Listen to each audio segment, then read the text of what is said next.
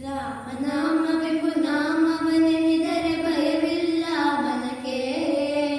ಮೂರು ಲೋಕಕ್ಕೆ ಕಾರಣಕರ್ತ ನಾರಾಯಣ ಜಗಕ್ಕೆ, ಶ್ರೀಮನ್ನಾರಾಯಣ ಜಗಕ್ಕೆ. ಮತ್ಸ್ಯಾವತಾರವ ತಾಳಿದ ರಾಮ ವೇಗವ ತರುವುದಕ್ಕೆ, ಬೆಟ್ಟವ ಬೆನ್ನಲಿ ಕೊತ್ತನು ರಾಮ ಕೂರ್ಮಾವತಾರಕ್ಕೆ. ರಾಮನ